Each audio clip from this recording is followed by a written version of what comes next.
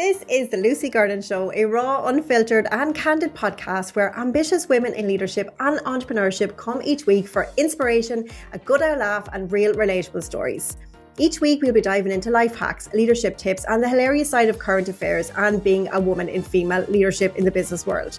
You can expect a mix of laugh out loud conversations, real talk with top business minds and solo episodes with yours truly that blend psychology, storytelling with practical tools and actionable strategies to support you to succeed in leadership and in life.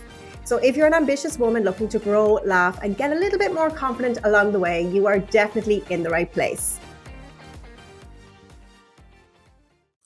Hello and welcome to episode 1 of the Lucy Gernon Show. I cannot believe I'm even saying this, but if I haven't met you before, you are very, very welcome. My name is Lucy and I am an award-winning executive coach from Carlow in Ireland, and I work with women in senior leadership roles to support them to lead with more confidence and live with more balance. But the journey to where I've got to today has not been easy, and I wanted to share a little bit about my story today and some tips and mindset hacks to support you so that you realise that nothing is impossible. You can achieve absolutely anything you want to in this one and only life, and that's what I just want for every single person who is listening or watching this here today. So first, I just like to say that I am recording in the beautiful Amplify Studios in Carlow Town. So if you haven't actually seen the studio yet, I advise you to go and check it out. I will link the link in the show notes. So let's get into what you can expect in season 1.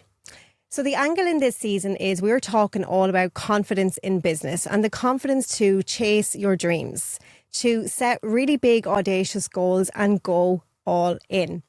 I remember seeing Matthew McConaughey on this reel on Instagram, and he was asked about the best piece of advice he had ever received, which is something I ask my guests too. And you'll be hearing lots of great advice. And he said, whatever you do in life, don't half-ass it. Don't half-ass it. And it really stuck with me because I realised for myself for so long, I was playing small. I was half in because there was fear and imposter syndrome holding me back. And I don't know about you, but I don't want to live a half life. I don't want to live with any regrets. So here's your invitation to really use this season to learn from all of the incredible women that you're going to hear from. You're going to hear from the amazing Enya Martin, who is a global sensation Irish comedian who is also an incredibly astute businesswoman. You'll hear from one of my long-term friends and business mentors, Deirdre Martin, who is an expert in her field in neuromarketing and building brands that actually scale businesses. You're also going to hear from a fantastic lady I know called Emma Butler, who left her 9-to-5 to start her own interior design business. But there was so much that got in her way in terms of mindset and confidence, and she's going to be sharing how she went from where she was to where she is today as an award-winning entrepreneur. You'll also hear from the incredible Jess Kelly, who is a fantastic luxury artist who supplies art all over the world. She is known for her metallic prints. She is known for supplying some celebrities. And she started out her career in marketing in the corporate world. And she's going to be sharing her journey. You're also going to hear from Katie McPhee, who is an award-winning executive coach for women in leadership. And she's going to be sharing her story. And she's also a really good friend of mine. So we have lots and lots of laughs in that show. And in between all of that, you're going to hear from myself. I am not here saying I am better than anybody or that I have all the answers, because believe me, I absolutely don't. But I do have a lot of tools in my toolbox that I wish I knew earlier in life. And that's what I'm going to share with you today. So before we get into the tools, I just want to share a little bit about my story to set the tone so you know who I am. So like I said, my name is Lucy and I am Irish, but I have clients all over the world, from the US to UK to Australia to Dubai to Europe, all over. But the road to get here has not been easy. I grew up in the 80s and I actually have ADHD, which was undiagnosed until last year. And anybody who has been diagnosed as neurodivergent knows that as soon as you get a diagnosis, your whole life makes sense. Your whole existence, the way you spoke, the way you thought, why people said certain things to you, it all just kind of made sense. So as I look back at my life growing up, I was the eldest girl of 3. We grew up in the 80s. We didn't have a lot of money. You know, there was a lot of unemployment around at the time, like a lot of families. And, you know, my parents did absolutely everything to support us in our education. Like, I get emotional thinking about, I am actually getting emotional now. This is called flooding, ADHD stuff. How much they sacrificed for us, you know. And I never felt good enough. I always felt other people were better than me. I certainly didn't ever think that I could become Female Entrepreneur of the Year and build a global award-winning business, because who was I to do something like that? So I have a master's degree in science. I studied biotechnology, and I ended up in the pharmaceutical industry for the majority of my career.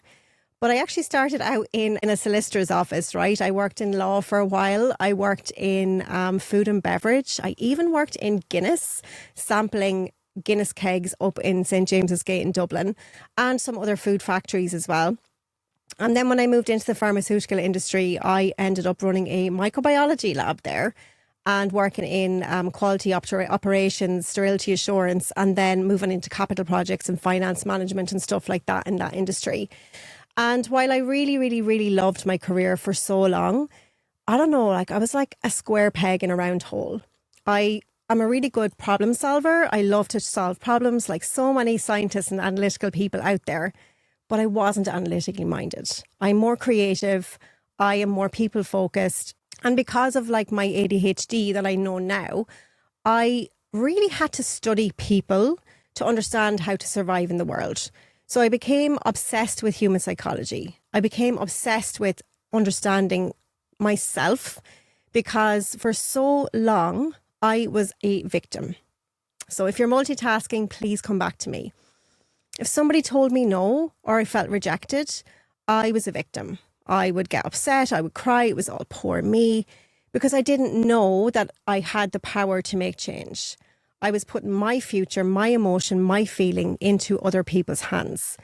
And when you realize there was a moment for me when I actually ended up being really, really, really depressed, and I was on anti-anxiety medication. I was on antidepressants for many, many years. I was overweight. I was really miserable, and I really struggled with my mental health, really struggled. I'd been to the doctors, all of that. But back in 2012, which is a long time ago now, I discovered professional coaching. And that's when the game changed for me. I learned about mindset. I learned about how I became me, how you became you. You have a story. I learned how to control my saboteurs. I learned a lot about neuroscience and all of these mindset tools that completely changed my life. And when I led teams in the pharmaceutical industry, I was leading teams from site teams, global teams, like older men, Gen Z, trying to get projects together, trying to get deadlines done. And because I had all these tools, I was able to set really good boundaries. I have always been rigid with my time, and, you know, I'm a mom. My kids are the most important thing to me in the entire world, and my husband. And for so many years, I sacrificed myself, my health, my time, family moments, all of those things for work.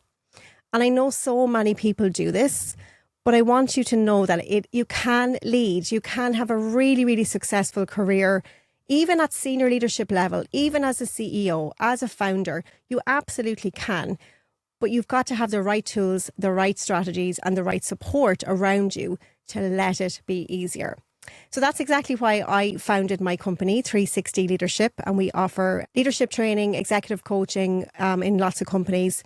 And then I have my baby offer, which is my flagship offer as part of that, which is called 360 Leaders Club, where I've designed it for the time poor woman who hasn't got time to be spending all day in offsites, who wants tools she can actually implement to save her time, to make her feel more confident and to reach her potential, that actually work, right? I found a lot of courses I did were theory heavy, whereas I'm all about practical tools and frameworks that I've designed myself. I have so many of them, and I'm going to share a couple of them with you today, to actually, when you're in that meeting and somebody makes you feel small, you have a tool to be able to speak up. Or when you want to say no, or you need to set a boundary, but your inner critic is saying, no, you need to help this person. You need to work late. I can give you tools to be able to do that. And I've helped hundreds and hundreds and hundreds of women in leadership at this stage who have literally gone from working 70, 80 hours a week, wanting to leave, to getting promoted, to getting leadership awards, to being an inspiration into organizations. I've also worked with female entrepreneurs who are starting their businesses or who are scaling their businesses, who have never had teams before and have not had proper leadership training that is designed for real world practicality. And that's what I love to do. So just to give you a little glimpse, I suppose, for you, the reason I share that with you is because I think a lot of people sometimes look at me as, really confident. And I get this all the time. How are you so confident on camera? If you saw the first video that I ever did, you would absolutely not believe it's the same person. And I want you to know that confidence comes when you take imperfect action. Confidence doesn't come before you do the thing. Your brain needs proof and evidence for you to feel confident. So, for example, a lot of the time I'm asked around industry Q&As or events. Like I speak at a lot of events with hundreds of people. It doesn't faze me in the slightest now. Why not? Because number one, you make it all about your audience and not about yourself. Because nobody really cares about you. Everyone is so consumed with themselves. They're not really looking at you. The second thing then is that, it really is about you communicating something that you're passionate about. If you are, if you're an expert and you are expected to be on a Q&A and you're worried that you might say the wrong thing, please trust yourself. You're all in your head. You've got to just come into your body, connect inward with your inner self, with your inner knowing, and just trust the voice inside. Because when we look for external validation, I remember one of my coaches saying this to me, we're not actually looking for external validation. We're actually looking for the opposite. We're actually looking for people to tell us that we're wrong, that we're not good enough, that we're not fill in the blank enough. So if you look externally to validate what's possible for you, what you feel about yourself, you're always going to be disappointed. Why is that? Tip number one, because of your core beliefs. So we all have self-limiting and empowering, what I call empowering core beliefs. And when I understood this, like my whole life changed. And there's a lot going around on Instagram and all of that about this. So hopefully lots of you know, but if you don't, essentially under the age of 7, you are trying to make sense of the world around you. And you're trying to stay safe. So your brain's number one function is to actually keep safe in the world. So when something happens, we need to give it meaning, because our brain needs meaning so that it understands and can logically rationalize what's happening. So if you were growing up in a really chaotic environment, let's say, like I've had clients who've had like 10 siblings and, one parent, and they're living on a farm, and, a very, very chaotic environment, lots of things going on, lots of personalities. You need to survive in that situation. So you will either rebel and be like the rebellious one, or you might be more submissive, which was me. I was like the compliant child. Now, I didn't have that kind of childhood, but we all become who we are through survival. So if you have a self-limiting core belief, which is like, I am not good enough, or other people know better than me, which is definitely one of mine that I still work on, and it still rears their head. It's because that was a way for you in your childhood to survive. So maybe my sister knew better than me, maybe my brother, maybe my mother, my father, because you look to them for guidance. Or maybe it was something completely different for you, like around perfectionism, shows up for a lot of high achievers. Maybe you grew up in an environment where there was mess everywhere and your way of surviving was to be perfect. But these are all things, self-limiting beliefs that hold us back. And while I used to think, well, I'm a really, really, high achiever and I'm successful and hard work is what gets you places, I wore that like a badge of honor. And I know so many women I work with do as well, because it gives us meaning, it gives us status, it gives us purpose. But what's it all for if you're not enjoying it, right? So these things can be really good in a sense. Like you might be thinking, well, I want to work hard, like I have achieved that way. And that's perfectly fine once it's not affecting your health, your relationships, or all the things that are really important to you in life. So my invitation for you today is really to have a think about what's one belief you hold about yourself.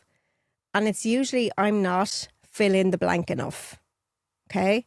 What's one belief deep down that you hold about yourself that you know is holding you back? And what might be possible for you if you were to make an empowered decision today to begin to work on that belief? So how you can do that is I'm going to give you one tool and then we're going to wrap up the episode because I wanted this to be quick and actionable. Once you identify your belief, you need, and it's really good to work with like a coach one-to-one or a therapist on this, depending on your childhood, right? So once you identify what that belief was, there's an exercise you can do, and you can even get a pen and paper and do this yourself, where you sit in silence with yourself or with the therapist or a coach, and you ask yourself, where did that come from? What memories are springing to your mind about where that thing came from? Instantly, you're going to say something like, this thing happened in school. It's really silly. Or such and such said this to me when I was 8. It's really silly. They're the moments. It's those small little things that as an adult you know are insignificant, shaped you as a child. So I had a client once who used to play tennis, and she was in school, and even before that, she never thought she was good at sport because her family were very competitive and she wasn't the sporty one, and she was always told that. And she was in school one day and she told me she was playing tennis with a tennis coach and her friends. And they were hitting the ball against the wall, and she heard them laughing behind her. So she assumed that they were laughing at her because she was crap at tennis. And after that day, she told me she was in like 13 or something. She never played tennis again. And we did an exercise at one of my retreats where we look back at childhood memories. And what she realised as an adult looking back is there was so many reasons they may have been laughing. They could have been laughing at each other. They could have heard something funny somebody else said. She didn't have any evidence to support the fact that they thought that she was bad at sport. And she realised as an adult looking back, that was never a thing. That was my assumption, because we make assumptions as humans to save energy in the brain, which I'm not going to get into today. That was her assumption. And for 30 years, she didn't play tennis and she used to love it. And what was amazing is she messaged me a week after the retreat to tell me that she had taken up tennis lessons again, and it got her back into health and fitness. So that's just a really simple example of something seemingly small to you as an adult. As you look back on a child, you're like, that mightn't have impacted me. Trust me, it did. And it's all those micro moments that build and compound as a child over time, because you're forming these beliefs about yourself that are compounding. Okay. So the one thing I want for everybody listening to this show is a couple of things. Number one, you are good enough, and you always have been. No matter what that inner critic says to you, it is all bullshit. Number two, you can achieve absolutely anything. Nobody is more special than anybody else. A title doesn't matter. How much revenue you generate in your company does not matter. Like how you look, how tall you are, how skinny you are, how fat you are, how beautiful you are, how you don't like your nose. It doesn't matter. We are all souls living inside a meat suit. We are living inside a human body. You are not your body, okay? You live inside a body. And we all came into this earth exactly the same way, as my granny used to say, or my granddad used to say. What did he used to say? Something like, bare arsed and naked, right? And we all leave in the same way, in a box. So why would anyone be better than you? You have the same abilities. You have a different brain, but you can achieve anything you want. And that's what I want you to really, really take from this episode of the show. So I know we got deep today, but I'm in a deep kind of place. And I just feel like hopefully this message landed with you. I would love for you just to really reflect on, what would be possible if you weren't afraid? What might your life look like in 12 months' time if you were to really decide, no more? I'm setting that boundary. I'm having that conversation. I'm going for that job. I'm starting that business. Do not have any regrets. Bronnie Ware wrote a book called The 7 Top Regrets of the Dying.